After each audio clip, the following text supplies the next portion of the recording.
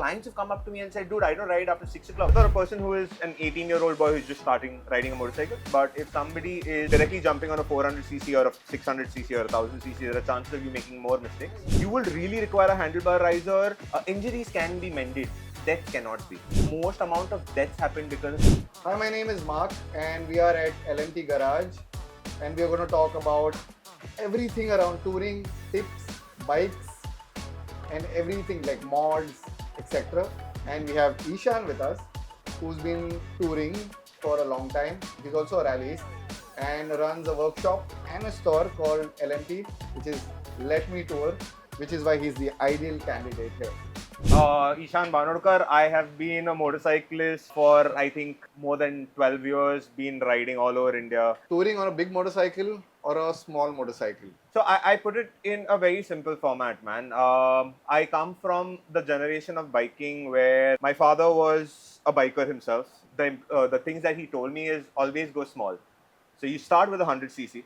That's where the mistakes that you do on the highway, you can really correct it at the right time. If directly jumping on a 400cc or a 600cc or a 1000cc, there are chances of you making more mistakes. So I believe in going small and slowly upgrading yourself and honing your skills. But this is for a person who is an 18-year-old boy who's just starting riding a motorcycle. But if somebody is slightly mature, elder gentleman can start with a 400cc, and that's how globally it's been shown. So if you go to UK, you've got licenses for you have Like to buy a A2 license, A3 license, A3, depends. yeah, that's how. How would you term that modification versus what is the modification you would actually suggest? See, at the end of the day, it is your motorcycle, right? So I always tell people, please don't buy parts before you buy the motorcycle. Please don't buy parts because somebody else has put it on the motorcycle. Please get the motorcycle, ride it for a couple of days, for a couple of months. The bike itself will start telling you, okay, this is what I require. So say for example, a small thing like a handlebar riser. You will really require a handlebar riser if you are your sitting posture isn't correct. There are two types of handlebar riser. There's a direct straight and a pullback. Now, if your hands are short, you preferably go for a pullback. If you go for a handlebar riser, which is straight handlebar riser with your hands which are short, you're not going to reach the handlebars correctly. You're going to start getting back pain, things like that. If you're not going to ride during night, I've got clients who've come up to me and said, dude, I don't ride after 6 o'clock, but I require lights. So, this is what my suggestion would be. Ride your motorcycle will tell you what you require. You know, join a good group who will, all their learnings, you'll pick up something from there. Also, even if you plan to tour solo, you recommend going solo first or joining a group, learning and then going solo? Or how would you put that? Depends how adventurous and how much adrenaline you want to... You've got advantages in both, right? So going in a group, you've got the advantages of being safer. You've got advantages where someone or the else is planning your itinerary for you. You've got somebody who's going to teach you throughout the way. In case of a mishap, there is somebody who's there with you to call an ambulance, call doctors, call up your family, tell them, and so on, and help you out. This is the major advantage when you ride in a group. When you're riding solo, the major advantage is you need a lot of people. So, been on a couple of solo trips where I have met friends in remote places whom I wouldn't have met if I were riding in a group, and stayed at the most beautiful places. Like I have been to Manali a couple of years back, where I stayed at a place called as Sirohi. Beautiful. I didn't know about that place. I stayed at Beer, which I did not know about that place existed. But yeah, so it both has its pros and cons. If I would still say if you're a novice, I would say go with Join a a group group. initially. What would be an ideal touring setup for someone who is just going to start out? Like, so a lot of newbies would be watching this.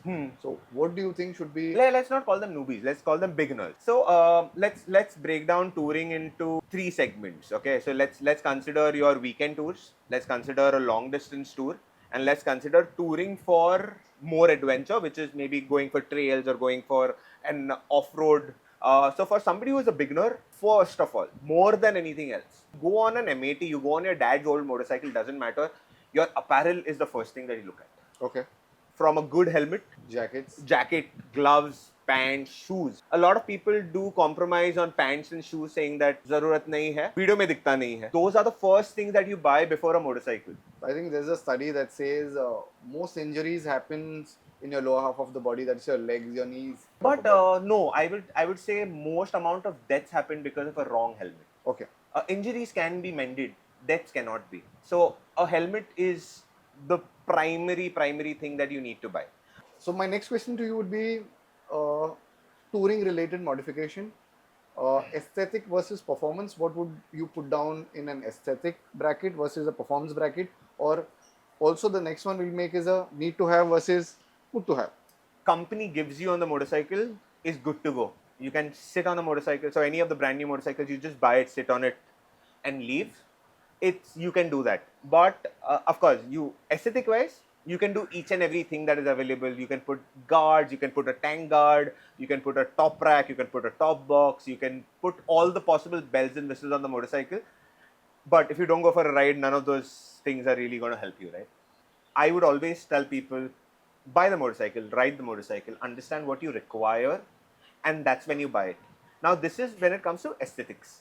Now, somebody who says that I want my bike to look the most prettiest, the most beefiest, the most aggressive when it's on the road, yeah, you can put everything on it. But now, when it comes to somebody who is going to ride a motorcycle, understand what he needs, he's only going to put a couple of things on the motorcycle which are going to be useful for him during his tour, which is going to be much more helpful. Understood. Right? You put a saddle bag on a motorcycle or a saddle box on a motorcycle, or and go for a trip to Lonavala. It doesn't make sense. So you're saying it's actually a bridge from good to have, but do you really need to have it? Need to have.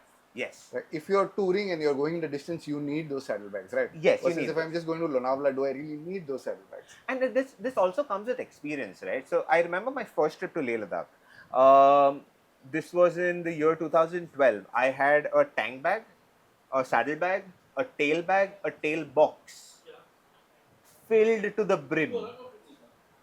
The last trip that I did to Leh Ladakh, which was double the amount of time that I stayed there, I went with one tail bag, and That's that was it. more than enough for me for the whole trip. I Is had it? a small tank bag, maybe I had a 8-liter tank bag, just to hold my cell Phone, phone etc. and my wallet. That's Correct. about it.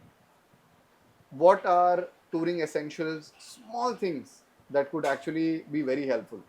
So, so there are two sects of it, right? So there is one sect where you can say for your apparel, and then there is one sect which you will say for your motorcycle. So let's concentrate on the motorcycle part. You basically need to build a small toolkit which is bike specific to open up your whole motorcycle. What tools you will require. So don't carry the whole toolkit along with you. So you don't. If you mostly you require a 8, 10, 12, 14 mm spanner and a 17 mm spanner is what you majorly The ideal, require. yes. You don't need to carry the 6, 7, Like the 20, bigger 25. wrenches, Yeah, yeah. it doesn't really make sense. So in my toolkit, I have a bike specific toolkit that I have designed for my motorcycle. I carry extra fuses. I carry zip ties. Dude, zip ties have been really helpful when I've been traveling. If I can, I'll share you a couple of photographs of what we've done using zip ties, where we've broken throttle cables. We have broken panels, and we don't really want to fix it right there and Yeah, then, I mean, and we you don't just want it to. reach the destination. Yeah, we want to get reach the done. destination, right? So we've got those zip ties have really helped us out. Then what else do we carry? Tubes, wires, ropes, and I'm talking about small things which you can just tie down things with.